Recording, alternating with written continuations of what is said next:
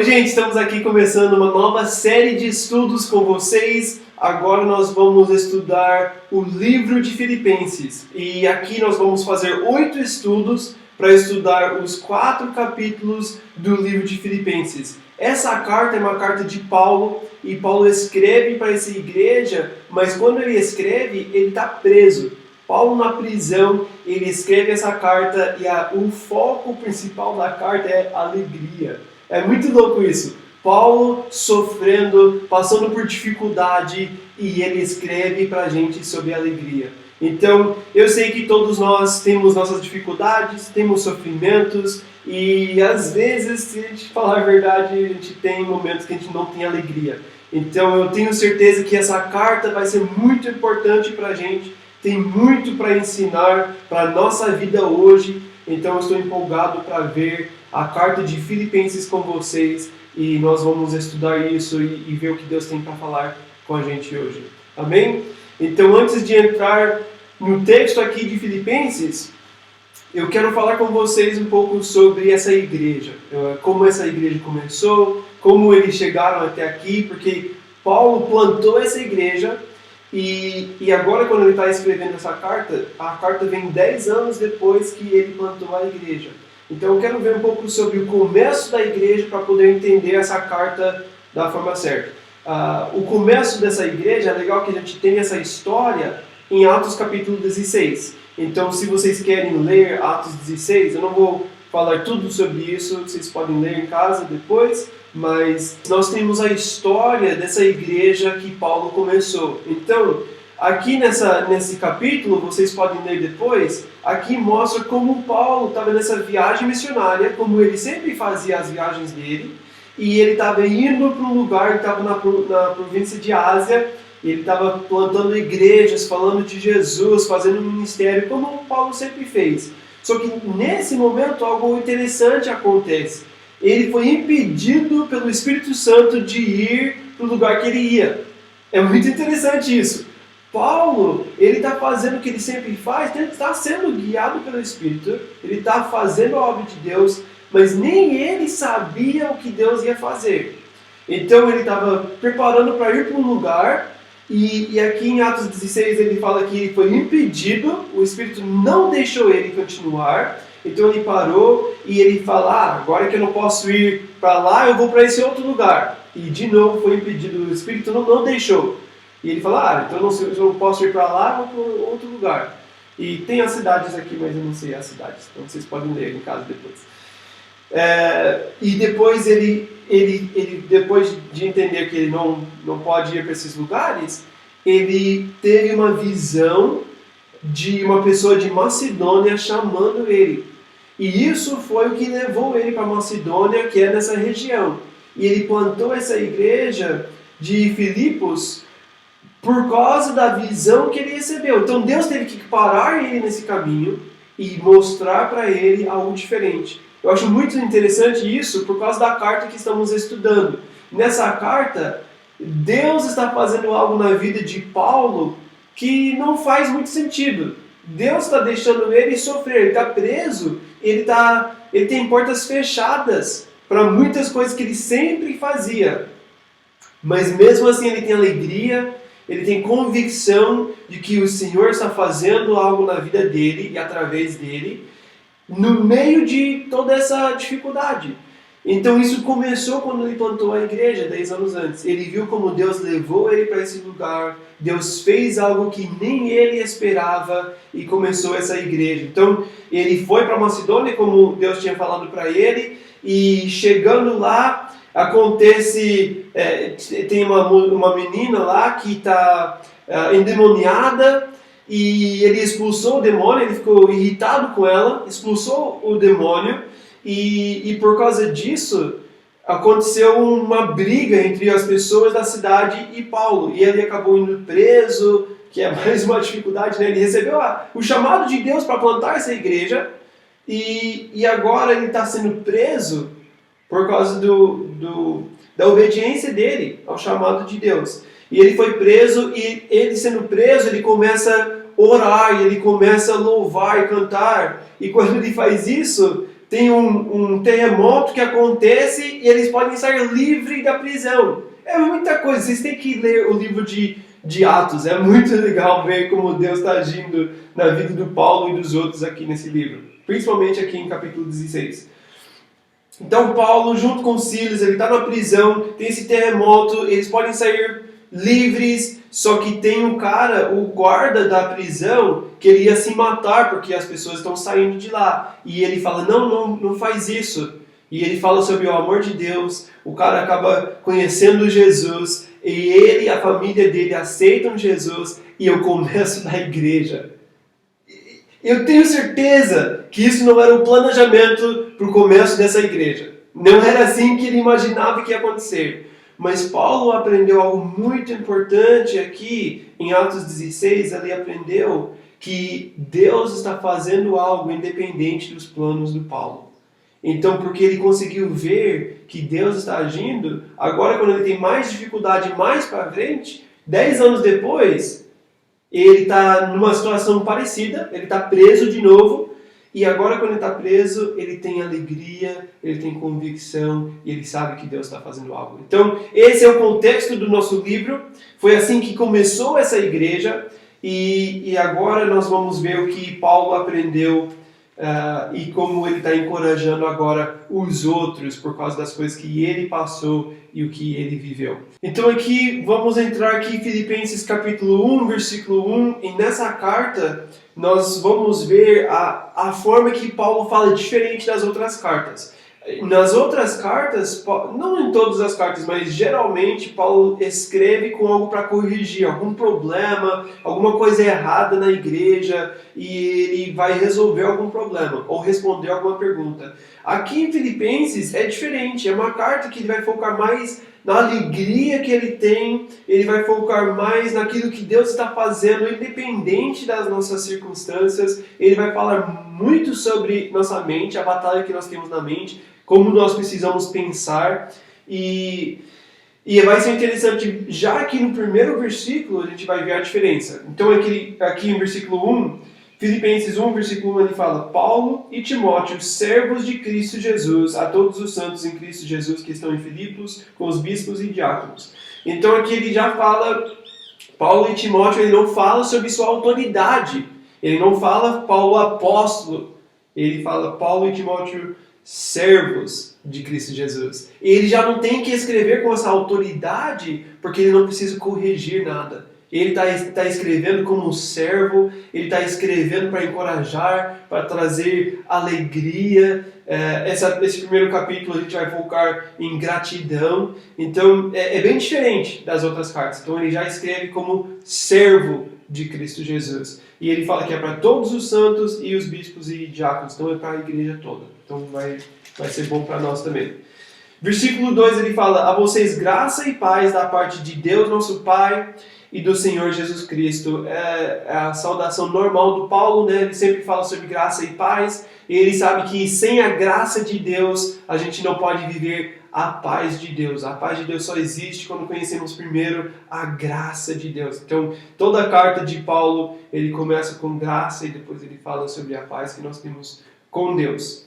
Versículo 3, ele começa a falar sobre essa gratidão, sobre esse coração que ele tem pensando na igreja. Presta atenção aqui, é muito interessante ver o coração de Paulo quando ele pensa sobre essa igreja. Vamos ler versículos 3 e 4.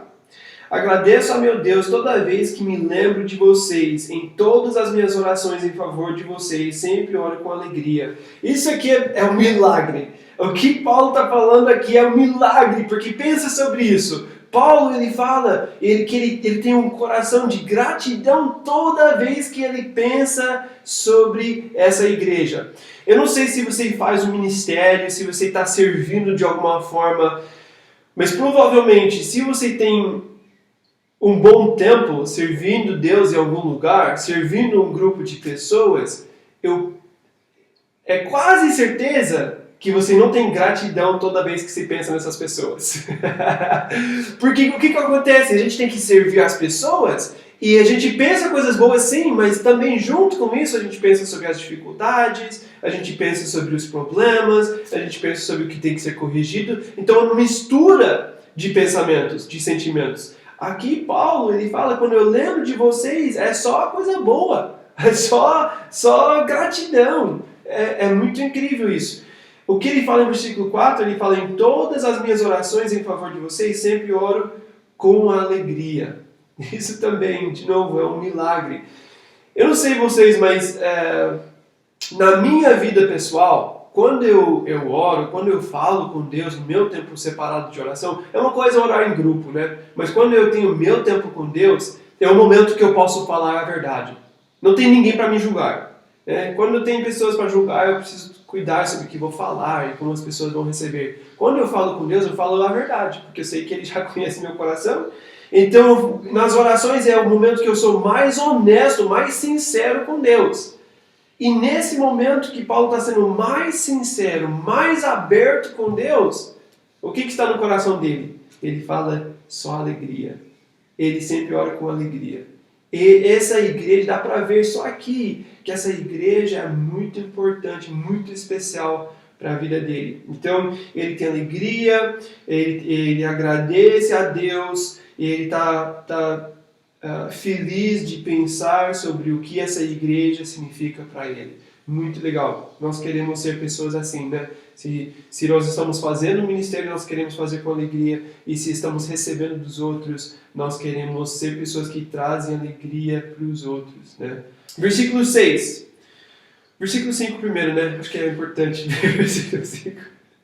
Primeiro, por causa da cooperação que vocês têm dado ao Evangelho desde o primeiro dia até agora. Então, uma das coisas que ele tem gratidão, ele falou que ele agradece, né, toda vez que ele lembra deles, ele fala aqui por causa da cooperação que eles têm no Evangelho desde o primeiro dia até agora. Então, esse tempo todo, eles continuam fiel, eles continuam junto com Paulo em tudo que ele está fazendo. Isso é muito importante. Fidelidade no ministério. Eles não abandonaram Paulo quando ficou difícil. Lembra onde Paulo está agora? Ele está preso. Quando ele foi preso, eles não esqueceram do Paulo. Eles não abandonaram o Paulo, mas eles continuaram fiel com ele até esse dia. Ele fala, estou convencido de que aquele que começou boa obra em vocês vai completá-la até o dia de Cristo Jesus. Esse versículo é um versículo famoso, né? Que a gente sempre lembra, a gente sempre pensa, Deus é fiel para terminar a obra. Se Ele começou a obra, Ele vai terminar a obra. Em Hebreus, ele fala que Deus é o autor e consumador da nossa fé. Ele que escreve nossa história. Se Ele começou a nossa história, Ele também vai terminar. Foi a graça dele que começou a nossa história, a graça dele que nos salvou. E nós dependemos dessa mesma graça para terminar também. Então Paulo pode falar aqui com convicção, se Deus começou essa boa obra, Ele vai terminar a obra. Ele não vai abandonar vocês nessa obra que Ele está fazendo. E nós podemos confiar nisso também. Ele fala no versículo 7, é justo que eu assim me sinta a respeito de todos vocês, uma vez que os tenho em meu coração, pois quer nas correntes que me prendem, quer defendendo e confirmando o Evangelho, todos vocês participam comigo da graça de Deus.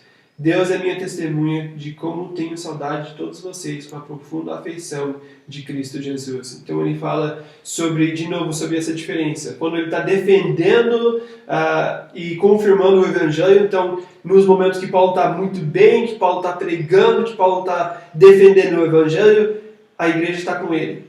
Mas não só nesses momentos, ele fala também quando eu estou nas correntes. Então, nos dois lados, quando eu estou bem, quando eu estou servindo, quando eu estou importante, vocês estão comigo. Mas também quando eu estou nas correntes, quando eu estou preso, quando eu estou sofrendo, vocês estão comigo. E Paulo entendeu como é importante ter pessoas que vão estar com ele em todo momento. Nos momentos bons e nos momentos difíceis. Essa igreja foi fiel com ele em todos os momentos. Então ele fala aqui, todos vocês participam comigo da graça de Deus. O que Paulo está fazendo aqui? É muito importante entender isso. Paulo é um apóstolo, ele é o importante, ele é o plantador de igrejas, ele é evangelista, ele faz essas coisas grandes e a gente pode pensar que ele é importante no reino de Deus. E ele é, com certeza ele é. Mas olha como ele se coloca no mesmo nível. Ele fala aqui, eu e vocês, nós somos participantes da graça de Deus. Todos nós recebemos a graça de Deus, ninguém merece nada, ninguém é melhor do que ninguém, todos nós recebemos a graça de Deus. Então, dá para ver a humildade aqui de Paulo nessa parte. E ele fala que ele está com saudades da igreja, com a profunda afeição de Cristo Jesus. Então, ele tem o coração de Jesus pela igreja, muito legal de ver um amor sobrenatural. E vamos terminar com essa parte aqui de 9 a 11. A gente vai ver essa última parte aqui no nosso estudo hoje. Essa é a minha oração, que o amor de vocês aumente cada vez mais em conhecimento e em toda a percepção para discernirem o que é melhor, a fim de serem puros e irrepreensíveis até o dia de Cristo, cheios do fruto da justiça, fruto que vem por meio de Jesus Cristo para a glória e o louvor de Deus. Então essa é a oração do Paulo. A gente falou sobre a gratidão, sobre esse coração de alegria que ele tem pela igreja, mas aqui ele mostra também a oração. Porque se Paulo está ministrando nessa igreja, qual que é o desejo do coração dele para essa igreja? Uma igreja saudável, uma igreja bem. Como que ele ora pela igreja? Ele fala para que o amor pode continuar aumentando. Que oração, né? Essa igreja é uma igreja madura. Essa igreja está bem com Deus. Mas ele percebeu que também dá para continuar crescendo. Eles podem sempre avançar. E nós precisamos saber disso também. Sempre existe algo a mais que eu posso fazer. Uma coisa que eu não posso fazer é ficar parado. Eu não posso pensar que agora eu cheguei, agora eu estou bem, agora eu não preciso mais nada. Esse pensamento é muito perigoso. Então, ele fala, eu quero que vocês podem continuar amando mais. É a primeira coisa que ele orou aqui pela igreja. Não só amar, mas ele fala que o amor aumente cada vez mais em conhecimento e em toda a percepção. Então, vocês têm que amar da forma certa, com conhecimento, entendendo como amar da melhor forma possível. Ele fala para ter discernimento sobre o que é melhor. A gente pode fazer muitas coisas boas, mas nós queremos fazer aquilo que é mais importante. A gente não quer gastar nosso tempo focado nas coisas menos importantes. Então foi mais uma oração aqui que Paulo teve para essa igreja. E ele fala, a fim de serem puros e irrepreensíveis até o dia de Cristo Jesus. Então o desejo é de amar da forma certa, mas também de ser purificados, de ser irrepreensíveis, de ser justos diante de Deus, né? Então amar as pessoas de fora e viver da forma certa na minha vida. E ele fala, cheios do fruto da justiça, fruto que vem por meio de Jesus Cristo. O que ele está falando? Essas coisas que vocês precisam fazer, como vocês vão amar mais, como que esse amor pode continuar aumentando, como que vocês podem ter um coração puro, como que você pode viver irrepreensível, ele fala aqui, o fruto da justiça, o fruto que vem por meio de Jesus Cristo. Então o que a gente precisa? Precisamos voltar para Jesus. A nossa esperança é Jesus. É Ele que faz a obra. Ele é nossa esperança e nós precisamos mais dele.